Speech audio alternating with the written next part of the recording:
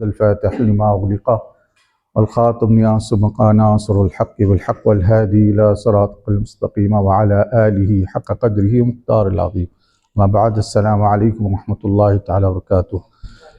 میرا نام فاروق رضا التیجانی ہے. میں ایسٹرولوجک سائنس کا ریسرچ اینڈ اسکالر ہوں، اور اس حوالے سے میں نے 22 سال تک اس سبجیکٹ پہ ریسرچ کیا ہے کہ اینڈ آف ٹائم کیا ہے، کب شروع ہوگا، اس حوالے سے کیا کیا پریڈکشنس ہے، سائنس کے اس کے ساتھ کیا گڑھ جوڑ ہے. آج کا جو ٹاپک تھا وہ اے آئی کے حوالے سے تھا، اور اس پہ بھی گفتگو کروں گا. لیکن یہ جو بچے یہاں پہ گفتگو کر رہے تھے، نارملی میں معذرت کے ساتھ یہ 7ویں 8ویں کلاس کی اسٹینڈرڈ کے بچے اس طریقے سے گفتگو کرتے ہیں.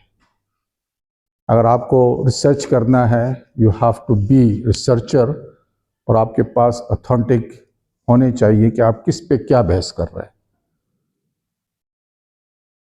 اینڈ آف ٹائم کے حوالے سے میں تھوڑا سا بتا دوں. قرآن میں سورۃ بنی اسرائیل میں اللہ تعالیٰ نے اس بات کو بالکل کلیئر کیا ہے کہ بنی اسرائیل کے ساتھ اللہ تعالیٰ نے 2 وعدے کیے ہوئے ہیں، اور وہ 2 وعدے یہ ہیں کہ جب آخری کا وعدہ آئے گا جئنا بکم لفیفا فاذا جاء وعد الآخرۃ جئنا بکم لفیفا، آیت نمبر 104 ہے، سورۃ بنی اسرائیل ہے، کہ جب آخرت کا وعدہ آئے گا تو ہم تمہیں گھیر کے لے آئیں گے. بنی اسرائیل کا یہاں آباد ہونا دوبارہ سے یہ اللہ تعالیٰ کی آخری وعدوں میں سے وعدہ ہے ان کے ساتھ، کیونکہ وہ بنی اسرائیل جو ہے 2 مرتبہ زمین پہ فساد کریں گے. حالانکہ دیکھا جائے قرآن سے ہی بنی اسرائیل کے فساد کہیں ہیں، بہت ہے، لیکن یہ 2 مرتبہ فساد کا مطلب ہے کہ خاص جگہ پہ، خاص موقع پہ، خاص حالات میں ان کا فساد ہوگا. تو پہلا فساد جو ہوا تھا وہ تھا نبی کریم صلی اللہ علیہ وسلم کی آمد کے بعد، جب وہ حضور کے خلاف سازشیں کرنے شروع کر دی تھی انہوں نے، اور پھر حضور صلی اللہ علیہ وسلم نے ان کو خیبر میں شکست دی اور بنی اسرائیل کو وہاں سے پھر بعد میں باہر نکالا. اسرائیل جو ہے یہ کب قائم ہوا؟ اسرائیل کے قیام سے پہلے کیا وجوہات تھی؟ اس پہ تاریخ پہ آپ لوگوں نے وجود نہیں دیا. حالانکہ جب بیت المقدس فتح کیا تھا مسلمانوں نے حضرت عمر کے دور میں، تو وہاں پہ باقاعدہ ایک معاہدہ ہوا تھا. اس زمانے میں عیسائیت تھی، بیت المقدس میں عیسائیوں کا دور تھا کہ یہاں پہ یہودی آباد نہیں ہوں گے. مسلمانوں کے ساتھ معاہدہ کیا گیا تھا. وہ معاہدہ مسلمانوں نے تقریباً 1300 برس تک نبھایا رکھا، یہاں تک کہ فرسٹ ورلڈ وار ہوئی. فرسٹ ورلڈ وار کی وجوہات بھی یہ تھی کہ عرب جو ہے انہوں نے خیانت کر لی تھی ترکوں سے. بیلفور ڈکلیریشن تو 1917 میں بعد میں آئی، اس سے پہلے جو جنگ ہوئی تھی اس کے اندر عرب کی خیانت تھی. جب عثمانی کے خلاف انہوں نے چھرا گھونپا تھا پیچھے سے. عرب کے جو اس وقت حجاز کے جو والی تھے، حسین بن علی اس کا نام تھا، اس نے اندرونی سازش کر کر جو ہے ترکوں کے خلاف سازشیں کی، اور پیچھے سے عرب بدھوں کو کھڑا کیا. اور چونکہ ایک ایریا ایسا ہے جارڈن کے اندر جو عقبہ کہلاتا ہے، اس عقبہ کے ایریا کے اندر جو ہے ترکوں کی ایک چھاونی تھی جو کسی جہاز کو وہاں سے، دشمن کے جہاز کو روکتی تھی. وہاں پر انہوں نے توپیں رکھی ہوئی تھی، لیکن پیچھے سے وہ انہوں نے اپنے آپ کو انکور کیا ہوا تھا. وہ سمجھتے تھے کہ عرب ہمارے ساتھی ہیں، ہمیں یہاں کیا ضرورت ہے پیچھے کوئی اپنے آپ کو سیفٹی دے. تو عربوں نے اس وقت جو ہے ان کے خلاف جو ہے ترکوں کے خلاف سازش کر کے اور ترکوں کو جو ہے نا وہاں سے مار بھگایا. حسین بن علی جو ہے وہ غدار تھا. اور اس کے حوالے سے ایک حدیث ملتی ہے، حدیث سرا جسے کہتے ہیں. اللہ نبی صلی اللہ علیہ وسلم نے 3 فتنوں کا ذکر کیا ہے، احلاس، سرا اور دہیما. حدیث سرا کے اندر کہا کہ ایک شخص ہوگا میرے اہل بیت سے پر مجھ میں سے نہیں ہوگا، اور اس کی ٹانگوں سے جو ہے چنگاریاں نکلیں گی، یعنی اس کے قدم سے چنگاریاں دھول نکلیں گی، اس دھول میں چنگاریاں ہوں گی. تو وہ اس حدیث کی تشریح جو ہے علامہ شیخ احمد خلیل احمد سہانپوری صاحب جو ہے انہوں نے جو اس کی تشریح یہ کی کہ یہ حدیث مطابقت کرتی ہے حسین بن علی پر، کیونکہ حسین بن علی ہاشمی تھا، سید نسل تھا، لیکن اس نے اپنے اقتدار کے ہوس کے لیے کہ میں بادشاہ بن جاؤں، تو اس نے مسلمانوں کے خلاف کھڑی کی سازش اور کافروں کی عیسائیوں کے ساتھ دیا. جو تاریخ تھی اور حدیث کے حوالے سے ہم کیا فیس کریں گے آخری زمانے میں آنے والے وقت میں، یہ میں آپ کو بتا رہا ہوں۔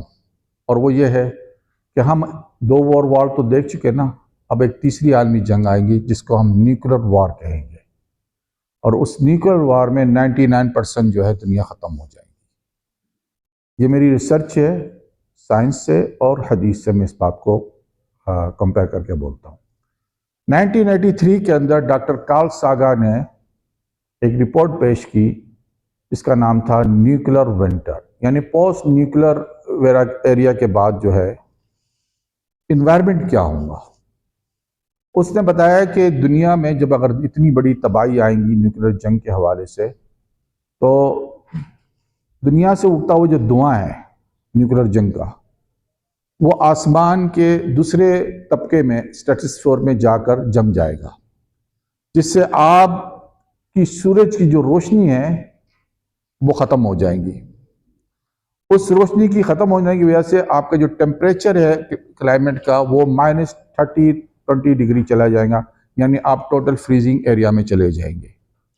And it will take long decade, یعنی وہ لمبے عرصے تک اس حال میں رہے گا۔ اس چیز کو بیان کیا ہے سورۃ الدخان میں اللہ تعالیٰ نے۔ دخان عربی میں کہتے ہیں اسموک کو۔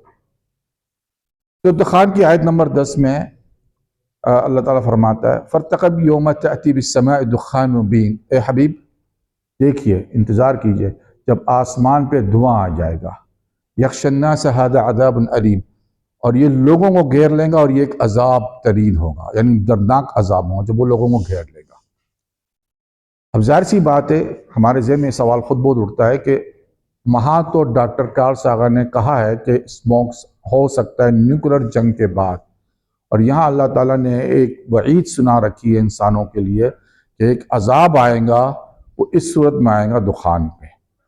حدیث میں آتا ہے کہ 10 ایسی علامتیں ہیں بڑی جو قرب قیامت میں رونما ہوں گی، ان میں دخان ایک علامت ہے۔ عربی میں دخان مطلب کہتے ہیں اسموکس کو۔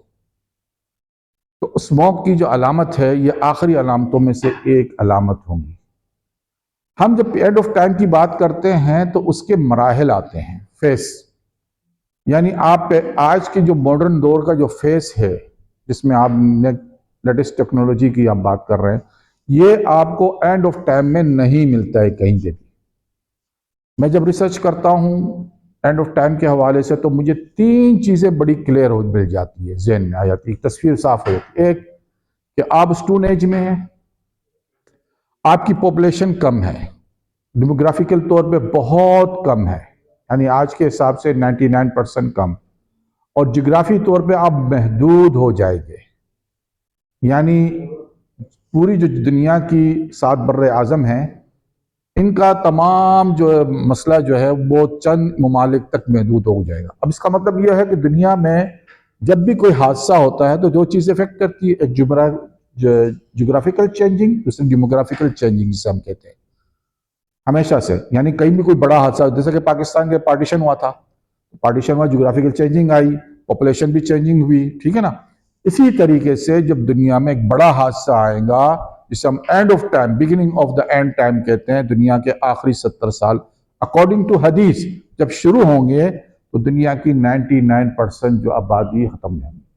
ڈاکٹر برینٹن جو ابھی بھی زندہ ہے، وہ ایک جو ٹیم تھی ڈاکٹر کارل ساگان کی ٹیم سے تھے، انہوں نے کہا اپنی لیٹسٹ ریسرچ میں 2007 میں کہ آن دا گراؤنڈ زیرو اور اس سے پیدا ہونے والے جو انوائرمنٹ ہے 5 ارب لوگوں کا خاتمہ ہو جائے گا نیوکلر جنگ میں۔ تو کیا ہم نیوکلر جنگ دیکھ رہے ہیں؟ بالکل ڈیفینیٹلی آن دا قرآن اور حدیث کے حوالے سے ایک نیوکلر جنگ آئیں گی۔ حدیث میں اس کو بیان کیا ہے لا تقوم الساعة حتى تقتلان فئتان عظيمتان تكون بينهما مقتلة عظيمة ودعوتهما واحدة۔ یہاں تو وہ بورڈ نہیں تھا، آپ کو میں ذرا لکھ کے سمجھاتا ہے، لکھنے کے لکھے کچھ، کیا وہ پین وغیرہ ہوگا کچھ؟ چلیں ٹھیک ہے۔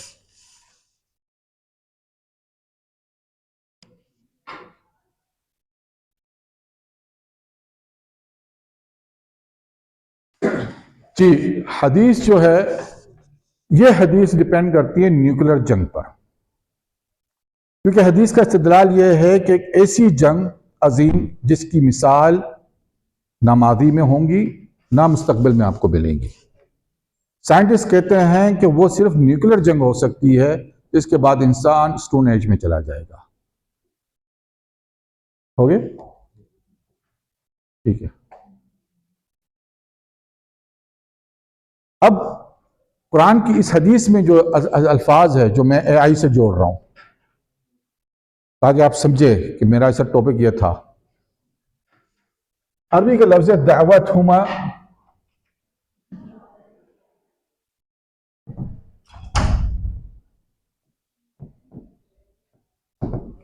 یہ عربی میں لکھا ہے دعوتہما واحدہ، پڑھا جائے گا۔ سوری یار یہ کیا ہو گیا؟ اچھا تو آپ بڑا کر دیں، بڑا کر دیں اسے۔ اچھا اچھا اچھا اچھا اچھا اچھا ٹھیک ہے۔ واحدہ جو ہے مؤنث سے، ذہن میں رکھیں، کوئی چیز ہے، شے ہے، اس کو واحدہ کہا گیا۔ اس کی تشریح جو ہے علماء نے مختلف کی ہے پہلے، لیکن وہ تشریح بالکل اس سے میں اختلاف کرتا ہوں۔ علامہ عینی بہت مشہور علماء سے گزرے ہیں، اہل سنت والجماعت سے، انہوں نے اس حدیث کی تشریح میں یہ کہا ہے کہ یہ جنگ جو ہے حضرت علی اور حضرت معاویہ کے بیچ میں تھی، حالانکہ یہ حدیث کا استدلال اس جنگ میں ہے ہی نہیں، کیونکہ یہ حدیث بطور عبرت کے استدلال بیان کر رہی ہے، یعنی ایسی جنگ جو انسانیت کے لیے عبرت کا مقام رکھتی تھی وہ جنگ ہوں گی۔ علامہ عینی نے اس کو صحابہ پہ رکھا۔ ہم اہل سنت کا یہ موقف ہمیشہ رہا مسلکی کہ اس کے اندر جو ہے اب آگ بادرہ خاموش ہو جائیے، اس کے اندر جو ہے جو اس حدیث کے استدلال میں ہم صحابہ کے اوپر کبھی صحابہ کو اس طریقے سے نہیں پیش کر سکتے جس سے عبرت کا مقام لیا جائے۔ یہ اہل سنت کا عقیدہ ہے۔ صحابہ کی خبر پہ ہم تعویل کرتے ہیں، ان کی اجتہادی غلطی مانتے ہیں، لیکن ان کو بطور عبرت کے کسی ایسی حدیث سے چسپاں نہیں کر سکتے ہیں جس کا معنی ہی عبرت ہو۔ تو یہ حدیث کا تو معنی ہی عبرت ہے کہ ایسی جنگ جو انسان کے لیے عبرت کا مقام رکھتی ہو اور وہ وقوع ہوں گی، اور اس حدیث میں نہ صحابہ کا ذکر ہے نہ مسلمانوں کا ذکر ہے۔ یہ تو دونوں علمی دلائل ہو گئے۔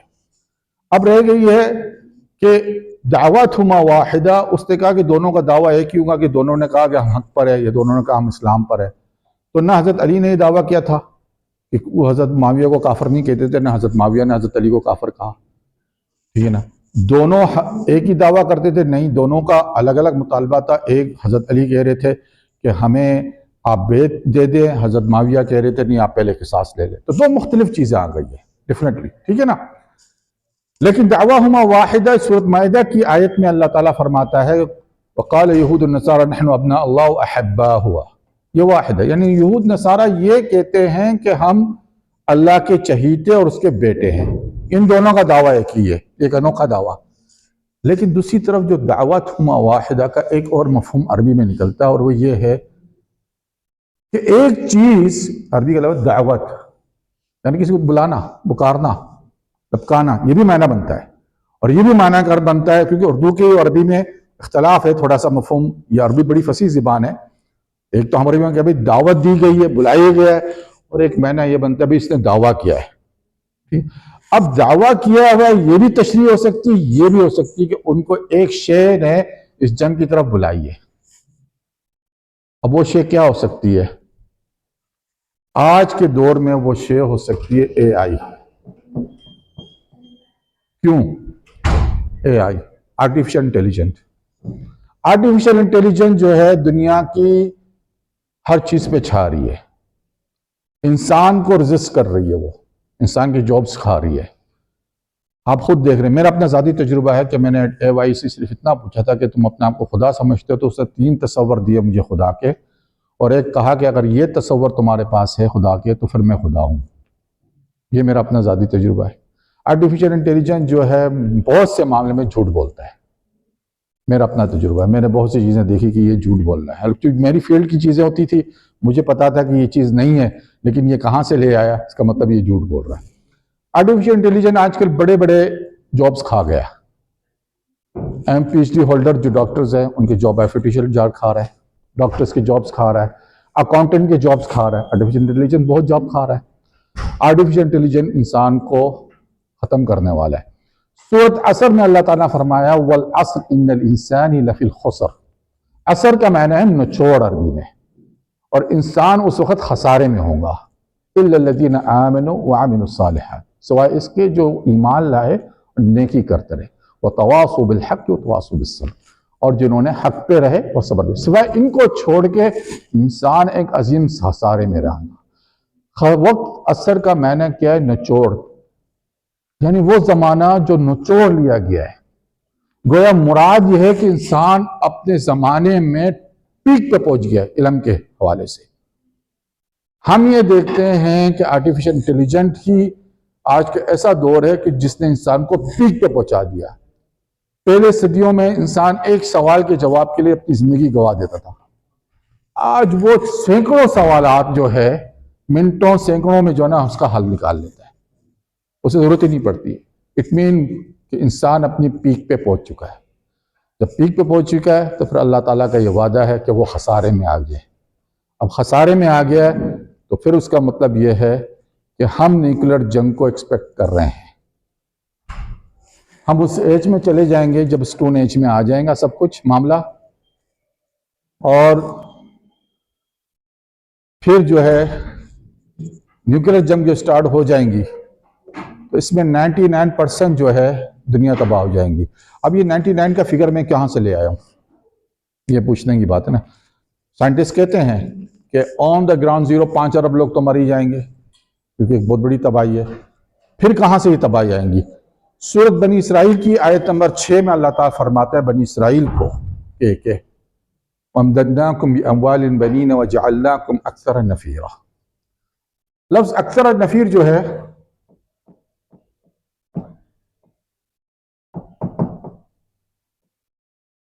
اس کے معنی ہے کہ تمہیں سب سے زیادہ جٹے والا بنا دیا، سب سے زیادہ جتھے والا۔ میں اگر اردو سے ہی لکھ رہا ہوں تو وہی بتا دیجیے کہ میں عربی پڑھا لکھا ہوں، اردو نہیں زیادہ والا بنا دیا، ٹھیک ہے۔ یہ ایک بڑا سوال ہے کہ یہ کیسے ممکن ہے، حالانکہ اس کا لیے صیغہ ماضی استعمال ہوا ہے اس آیت کے اندر، اور آپ جو ہے میں مستقبل کی بات کر رہا ہوں۔ آج بنی اسرائیل 2 کروڑ ہے لگ بھگ، یعنی میں راؤنڈ فگر بتا رہا ہوں، اس سے بھی کم ہے لیکن میں ایک راؤنڈ فگر بتا دیتا ہوں، 2 کروڑ یہودی۔ اور اس کی وجہ یہ ہے کہ بنی اسرائیل تبلیغ نہیں کرتے اپنی اس کی، مسلمان تبلیغ کرتے ہیں، تمام مذاہب تقریباً کرتے ہیں سوائے بنی اسرائیل کے، وہ تبلیغ نہیں کرتے۔ وہ کہتے ہیں جو اصلاً نسلاً ہمارے یہودی خاندان جو نسل چلا رہی ہم اسی کو یہودی تسلیم کریں۔ اور قرآن میں بنی اسرائیل کا لفظ استعمال ہے۔ بنی اسرائیل کو اللہ تعالیٰ نے سب سے بڑا جتھے والا بنا دیا۔ ماضی میں کبھی بھی بنی اسرائیل بڑے جتھے والے نہیں تھے۔ دلیل یہ ہے، اب آپ سورۃ نمل کو اٹھائیں، وہاں بلقیس کا واقعہ ذکر ہے، اور بلقیس جب اس کے پاس یہ خط پہنچا حضرت سلیمان علیہ السلام کو، تو اپنی فوج کے لشکر کو جمع کیا، بڑے جو لیڈرز تھے فوج کے۔ یاد رکھیے کہ اس زمانے میں فوج کوئی ریگولر فوجیں نہیں ہوتی تھی، اس زمانے میں فوجوں کا مطلب یہ ہوتا تھا کہ بڑے بڑے سردار، ہر سردار جو ہے نا اپنا لشکر لے کے آتا تھا۔ اس زمان 1000 بھی 10,000 بھائی، اس کے 10,000 لوگ ہیں اس کے قبیلے کے، وہ انہوں نے جو ہے نا ساتھ، پہلے بھی یہی تھا، حضور صلی اللہ علیہ وسلم بھی جب لشکر تیار کرتے تو قبائل کے جو اس کے ساتھ ملتے، وہ کوئی ریگولر فوج نہیں تھی جیسا کہ آج کی آرمی ریگولر آرمی ہے۔ تو وہ اس سے پتہ چلتا ہے، جب اس سے کہا گیا کہ آپ سے مشورہ کرے تو اس نے کہا، انہوں نے کیا کہا، نحن اولی قوت و اولی بأس شدید۔ اولی قوت سے مراد یعنی ہم سب سے زیادہ طاقتور ہیں عددی طور پر، نیوکلیر ٹیکنالوجی تو نہیں تھی، میزائل تو نہیں تھا ان کے پاس، انہوں نے اس لیے کہا نحن اولی قوت، ہم بہت زیادہ طاقتور ہیں اس لیے کہ ہمارے پاس زیادہ تعداد ہے۔ یہ قرآن کا الفاظ ہے نا، اس کے مقابلے میں، ان کے مقابلے میں بھائی ہماری تعداد زیادہ ہے، حضرت سلیمان علیہ السلام کے مقابلے میں، ان کی قوم کے مقابلے میں دیکھیں ہمارے پاس اولی قوت و اولی بأس، اور ہم کھڑے ہونے والے لوگ ہیں مضبوطی سے سختی کے وقت۔ تو اولی قوت جو مراد یہی ہے کہ ہمارے پاس تو جتھا سے زیادہ ہے، طاقت زیادہ ہے فوجی، ان کے پاس تو اتنی نہیں ہے۔ لیکن حضرت سلیمان علیہ السلام کو اللہ تعالیٰ نے اور مخلوق بھی دی رکھی تھی، جو ہوا بھی تھی ان کے حکم سے چلتی تھی، شیاطین جنات بھی ان کے ماتحت تھے، تو ان کو جو اللہ تعالیٰ نے بادشاہت عطا کی تھی وہ خرق عادات یعنی اب نارمل چیزیں تھیں، سپر چیزیں تھیں، تو وہ ان کے تحت جو ہے جب انہوں نے اپنے عاصم بن مرکیہ جو اپنے وزیر سے کہا کہ اس کے تخت کو لے کے آ جائے ساتھ. تو اس سے پتہ چلتا ہے کہ بنی اسرائیل اپنے گولڈن ایج میں بھی اکثر نفیرہ نہیں تھی. اس کا مطلب یہ ہے کہ مستقبل کی وعید ہے. اب مستقبل کی وعید پہ ہم یہ کہیں گے کہ اس قرآن کی آیت کو میں یہ بیان کر رہا ہوں کہ اگر اس کی ریشیو دیکھیں گے 2 کروڑ لوگوں کی 8 ارب کے اندر سے ہم ریشیو نکالتے ہیں کہ یہ کس طریقے سے ممکن ہے کہ بنی اسرائیل زیادہ ہو جائے اور باقی لوگ ختم. یہ تو اس کا ایک ہی طریقہ کہ باقی لوگ مر جائے اور پھر یہ بنی اسرائیل جو ہے نا اتنے زیادہ بچے اور وہ ان کا ہم ریشیو نکالے.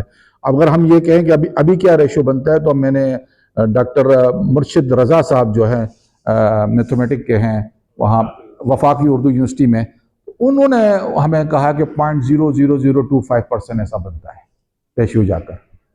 یہ آج بنی اسرائیل کا, اور اکثر نفیرہ کے وقت تو شاید اگر بنی اسرائیل میں 1 کروڑ لوگ بچ جائیں, یعنی اگر اس جنگ کے اندر ان کے بھی لوگ کچھ ہلاک ہوئے ہیں. اچھا ایک مزے کی بات یہ کہ حالی جنگ میں آپ نے ایک چیز نوٹس کیا ہے کہ جب ایران فائر کرتا تھا وہاں پہ میزائل تو یہودیوں کے پاس بینکرز تھے, فورن بینکرز میں چلے جاتے تھے, اور ایسے اکوموڈیٹ بینکرز تھے کہ اس میں انہوں نے ہر چیز رکھی ہوئی تھی, ہر سہولیات رکھی ہوئی تھی, کیونکہ وہ تیار کر رہے ہیں اپنے آپ کو, تیار کر رہے ہیں کہ آنے والا وقت ہم پہ ایسا آئے گا کہ ہمیں یہ بینکرز سیفٹی دیں گے. جبکہ اس کے مقابلے میں مسلمانوں نے تو کوئی تیاری کی نہیں. برصغیر میں شاید واحد شخص ہوں, اللہ معاف کرے لفظ میں کہنے سے استغفر اللہ, لیکن جو نیوکلر ونٹر کے حوالے سے بات کر رہا ہوں, لوگوں کو میرا مقصد یہی ہے آپ لوگوں کہ آپ کو اویئرنیس دوں. تو وہاں وہ تیاری, یہاں کوئی تیاری نہیں ہے. اب یہ ہے کہ جب اکثر نفیرہ کی بات ہم کر رہے ہیں تو اس کا مطلب یہ ہے کہ جب نیوکلر جنگ ہوگا تو ان کی آبادی اللہ تعالیٰ نے کہا کہ زیادہ ہو جائیں گی, تمہاری آبادی ہماری کم ہو جائیں گی. کتنی؟ اگر وہ 1 کروڑ بچے تو باقی ساری دنیا 50-60 لاکھ سے زیادہ نہیں ہوگی, جس میں عیسائی, مسلمان اور ہندو, تمام دنیا کے مخلوق سمجھ لو, جتنے اور بھی قومیں آباد ہو گئی ہے. میں آپ کو ایک مثال دے دیتا ہوں حدیث سے. حضرت عیسیٰ علیہ السلام کو جب یاجوج ماجوج کا وقت آئے گا تو اللہ تعالیٰ کہیں کوئی طور پہ چلے جاؤ میرے بندوں کو لے کر, کیونکہ ابھی ایک سی مخلوق نکل رہی ہے جس پہ تم قادر نہیں ہو. اب مجھے بتائیں کورے طور پہ کتنے لوگ جا سکتے ہیں؟ 100, 200, 300, 1000, لاکھوں کی تعداد تو نہیں جا سکتی نا. تو جو بچے ہوں گے وہ اتنے سینکڑوں میں ہوں گے. یہ بہت آخری کا وقت بات بتا رہا ہوں, بہت آخری ٹائم ہے. وہ اسٹون ایج اس سے پہلے شروع ہوگا, 70 ایئرس پہلے اسٹون ایج شروع ہوگا نیوکلر کی وجہ سے. نیوکلر جنگ کریں گی آپ کی 2 بڑی قوتیں, عظیم قوتیں, کیونکہ اکنامیکل طور پہ یہ قوتیں پھنس چکی ہیں. دنیا کے اندر جو اس وقت جو حالات چل رہے ہیں نا, وہ امریکہ, روس, چائنا اور جو یورپین کنٹریز کا, اس کی اصل وجہ ہے ریئر ارتھ. اصل وجہ ہے ریئر ارتھ. ہر کوئی کوشش کر رہا ہے کہ اس پہ قبضہ کر لے. یوکرین کے اندر بڑا ریئر ارتھ ہے, پاکستان میں بھی ریئر ارتھ بہت ہے. تو ہر کوشش کر رہا ہے کہ ہمارے, کیوں؟ اس لیے کہ دنیا کی 244,000 میٹرک ٹن جو ہے سونا ہے ٹوٹل. سوری, 1 میٹرک ٹن جو ہے نا 1 ملین ہوتا ہے, سمجھ لیں, ٹھیک ہے نا, 1000 ٹن, سوری. تو یہ ٹوٹل سونا ہے, ٹھیک ہے. اور دنیا کی جو آپ کے پاس جی ڈی پی ہے, دنیا کی جو جی ڈی پی ہے, اچھا یہ میٹرک ٹن جو ہے نا 31 ٹریلین کا ہے, ڈالر کا. اس کی جو ویلیو ہے 31 ٹریلین ڈالر ہے. دنیا کی جو جی ڈی پی ہے 110 ٹریلین ہے, ٹھیک ہے. اور دنیا میں جو قرضہ ہے وہ 322 ٹریلین ہے.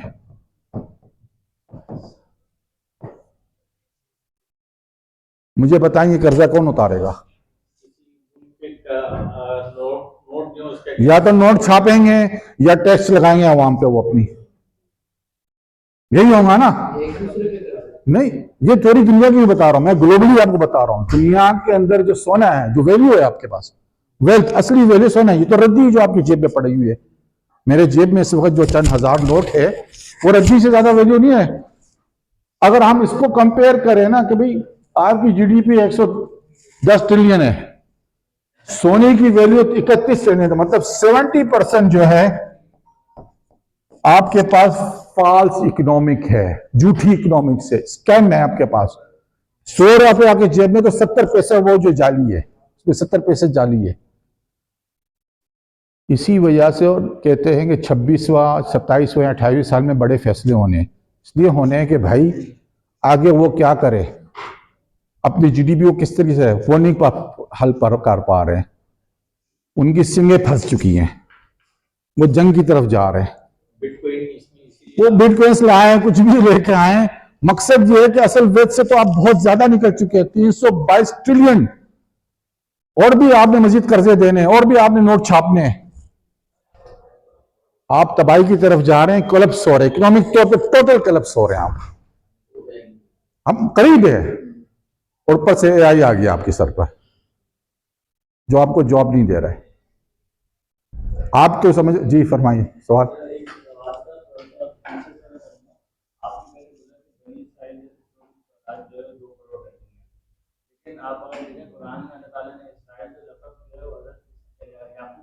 جی جی نہیں دیکھیں، یہاں مخاطبہ ہوا ہے بنی اسرائیل کا.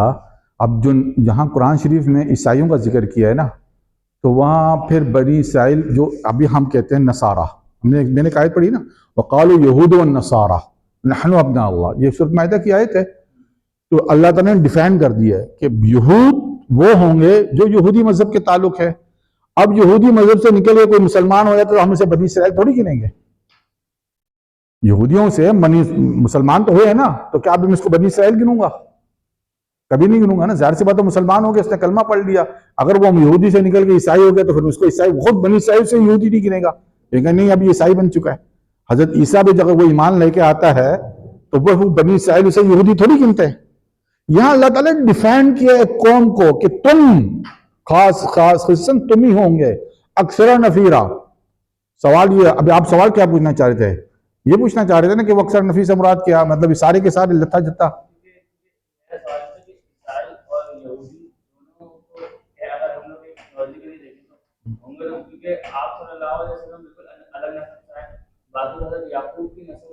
جی دیکھیں بات وہ ہے کہ یہاں اللہ تعالیٰ نے بنی اسرائیل کو مطلب مراد یہ کہ یہودی سے مخاطب ہوا ہے. اور وہاں جہاں اللہ تعالیٰ نے نصارہ کی ڈیفائن کیا ہے، قرآن میں ڈیفینیشن دی ہوئی ہے، حدیث میں بھی ڈیفائن کیا گیا، یہودی الگ ہے، نصارہ یہ الگ ہے. ٹھیک ہے نا.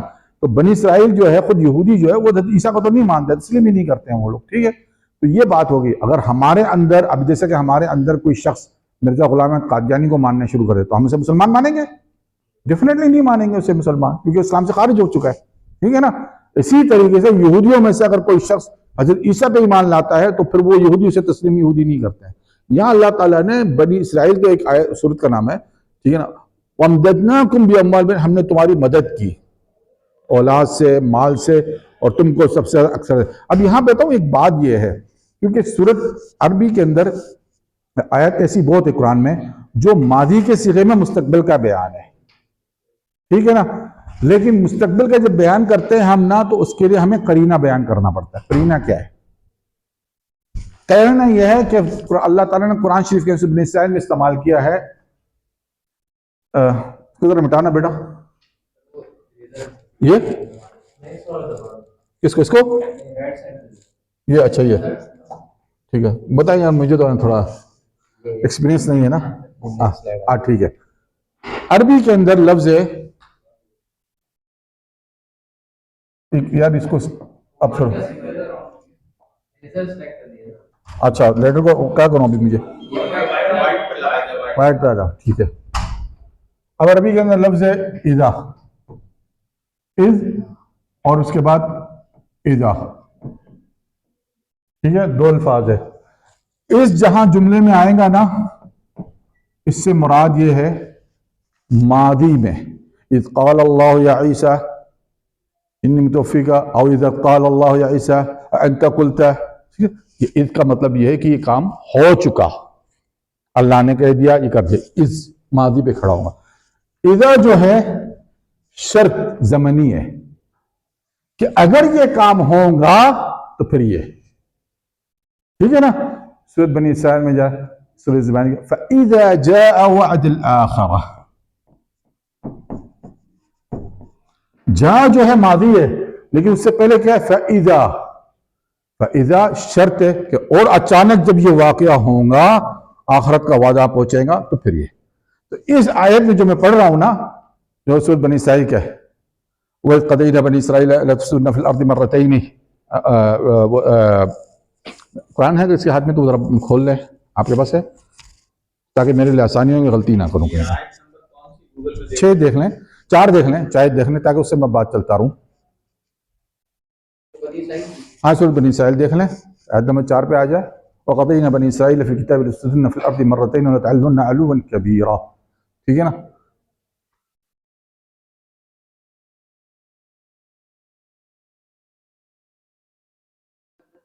4 وَقَضَيْنَا لا تفسدن فی الارض مرتين ولا تعلن. ہم 2 مرتبہ تم زمین پہ فساد کرو گے. بنی اسرائیل میں 2 مرتبہ فساد تو نہیں کیا ہے. اصحاب السبت انبیاء کا قتل کرنا بچڑے کی پوجا ہاں یہ سارے فساد تو 2 سے زیادہ بن جاتے ہیں. عربی میں صیغہ جمع جو ہوتا ہے 3 کے بعد کہلاتا ہے 3 اس کے آگے وہ صیغہ جمع ہوتا ہے اور 2 جو ہے صرف ثنائی ہوتا ہے. تو یہاں تو 2 سے زیادہ فساد ہے. یہ 2 فساد کیا تھا کہ حضرت رسول اللہ صلی اللہ علیہ وسلم کے زمانے میں جو حضور صلی اللہ علیہ وسلم تشریف فرمائے تھے تو انہوں نے فساد شروع کر دیا. تو یہ پہلا وعدہ جو ہے حضور کے زمانے میں پورا ہوا.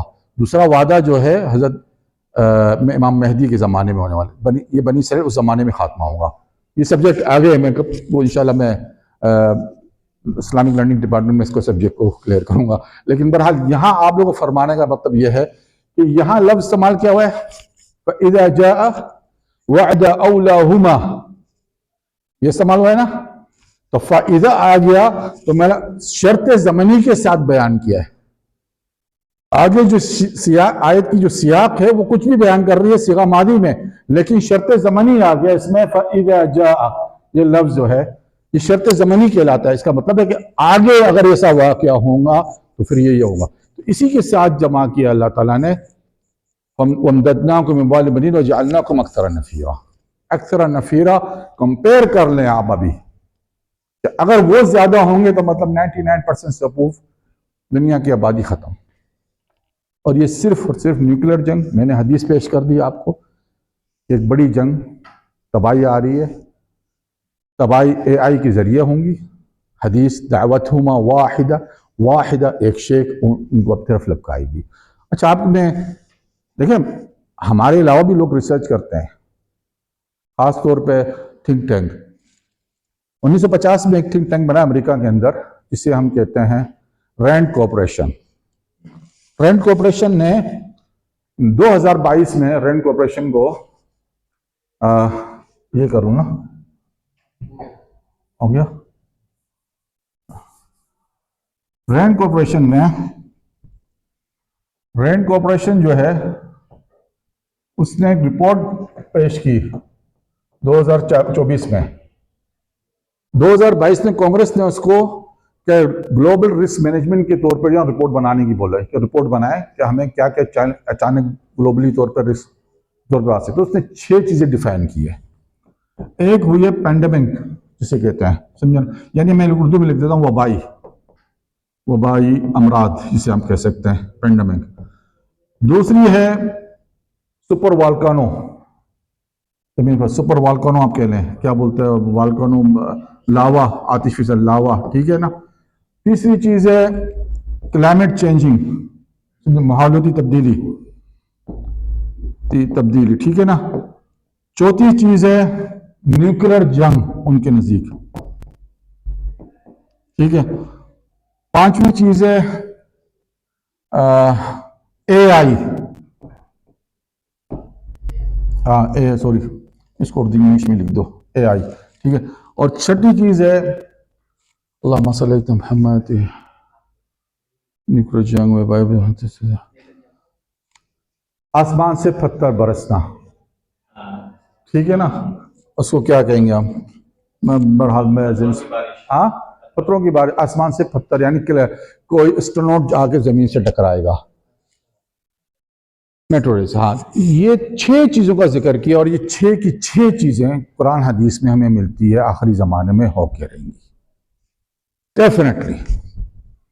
پہلے نیوکلیر جنگ آئیں گی، کلائمیٹ چھائیں گا، ماحولیاتی تبدیلی ہو جائیں گی، فریزنگ کا ایریا آ جائے گا، وبائی امراض آئیں گے، لوگ مریں گے وبائی امراض سے، ٹھیک ہے، اے آئی جنگ کروائیں گی، اور آسمان سے پتھر برسیں گے۔ کیسے؟ جب آسمان پہ جا کے یہ بادل رکیں گے تو ان کی گیسز سے تبدیلی شروع ہوں گی، فارم بدلنا شروع ہوں گی سالڈ میں،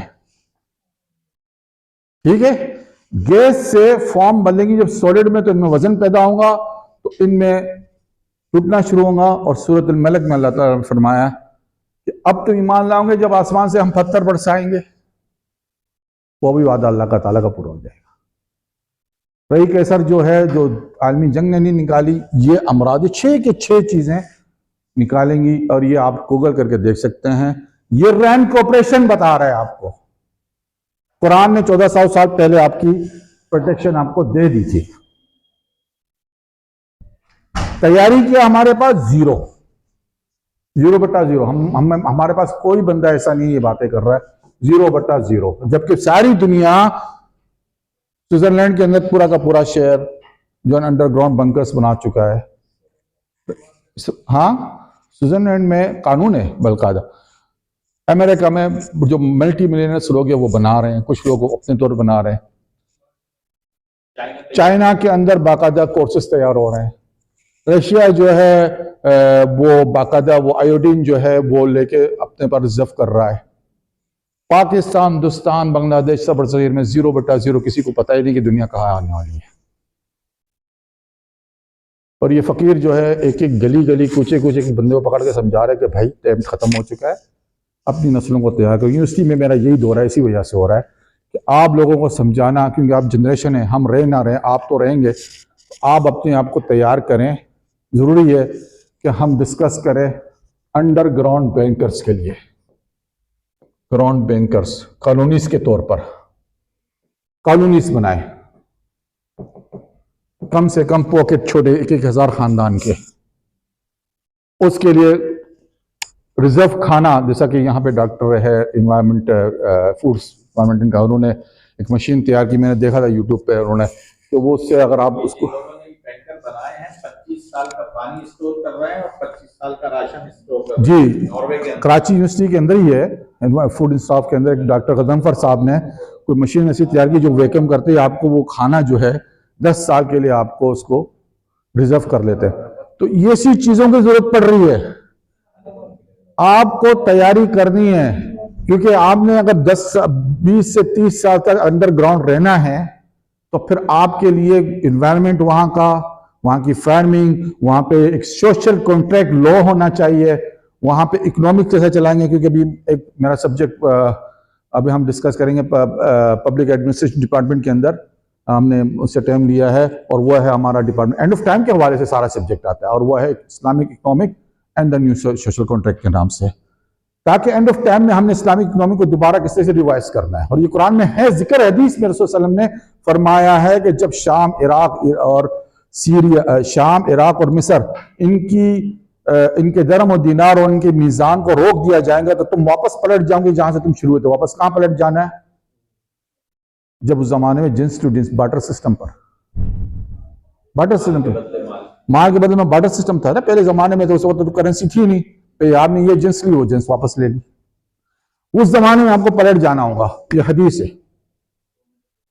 پھر سونے پہ فوکس اس لیے ہوگا، اگر سونا ہاتھ میں ہوا تو ٹھیک ہے نا، اب تو دنیا تباہی ہو رہی ہے ہر چیز کی طرح، اگر نیوکلیر جنگ ہوئی تو بہت چیزیں گل جائیں گی، جہاں جہاں نیوکلیر جنگ پھٹے گی وہاں تو ہر چیزیں ختم ہو جاتی ہے، اس لیے اس کی تیاری لازمی ہے، اور we don't have a time. تو جنگ سے بھاگنا نہیں ہوا، تو یہودی کہہ رہے ہیں ہم تو مسلمان ہیں، ہمیں چاہیے کہ آگے بڑھ کے دیکھیں آپ پہلے تو یہ بات بتا دوں میں آپ کو، ہم ٹائم پیریڈ بتا دیں، وہ بہت مشکل ہو جائے گا ان کے لیے بہت، ہاں ٹائم ہمارے پاس بیٹا کم ہے، بہت کم ہے۔ میں نے اس کی اپنی جو ریسرچ کیلکولیشن کی ہوئی ہے حدیث کے حوالے سے، وہ مجھے بتا رہی ہے، میں بہت نہیں ڈسکور کرنا چاہتا ہوں، لیکن میرے آپ کو یوٹیوب پہ میرے چینل سے وہ چیزیں مل جائیں گی یا میری کتاب میں مل جائیں گی آپ کو.